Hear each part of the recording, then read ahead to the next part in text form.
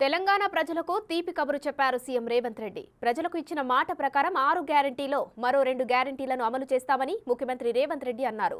వచ్చే బడ్జెట్లో నిధులు కేటాయిస్తామన్నారు.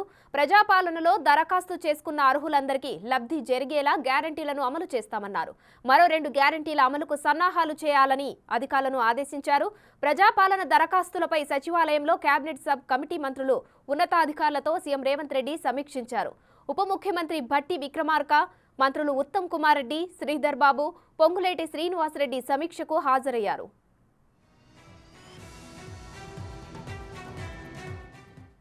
500కు గ్యాస్ సిలిండర్, ఇందిరమ్మ ఇళ్లు, 200 యూనిట్ల ఉచిత విద్యుత్ పథకాలపై సంబంధిత విభాగాల అధికారులతో చర్చించారు. ఈ 3 గ్యారెంటీల అమలుకు అవసరమైన కార్యాచరణ ప్రణాళికతో సిద్ధంగా ఉండాలని అధికారులను ఆదేశించారు. వీటిలో 2ంటిని తక్షణమే అమలు చేసేందుకు ఏర్పాట్లు చేయాలని సీఎం తెలిపారు. ఒక్కో గ్యారెంటీ అమలుకు ఎంత ఖర్చవుతుంది, ఎంతమందికి లబ్ధి కలుగుతుందనే వివరాలను అడిగి తెలుసుకున్నారు. ఈ బడ్జెట్లోనే అవసరమైన నిధులు కేటాయించాలని సీఎం ఆర్థిక సూచించారు.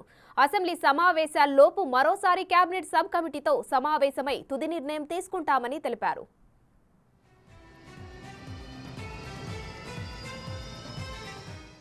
ఇక రాష్ట్ర వ్యాప్తంగా గత ఏడాది డిసెంబర్ 28 నుంచి జనవరి 6వ తేదీ వరకు ప్రజాపాలన కార్యక్రమాన్ని నిర్వహించారు.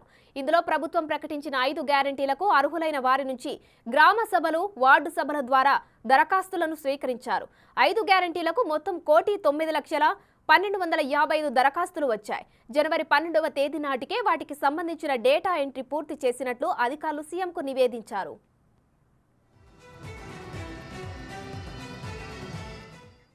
కొంతమంది లబ్ధిదారులు 1 కంటే ఎక్కువ దరఖాస్తులు సమర్పించినట్లు డేటాబేస్ ద్వారా గుర్తించారు. మొత్తం దరఖాస్తుల్లో 2.82 లక్షల డూప్లికేట్ దరఖాస్తులను అధికారులు గుర్తించారు. కొన్ని దరఖాస్తుల్లో రేషన్ కార్డులు, ఆధార్ కార్డుల నెంబర్లు లేవు.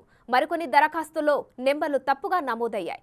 నిజమైన అర్హులు నష్టపోకుండా మరోసారి పరిశీలించాలని ముఖ్యమంత్రి రేవంత్ రెడ్డి అధికారులను ఆదేశించారు.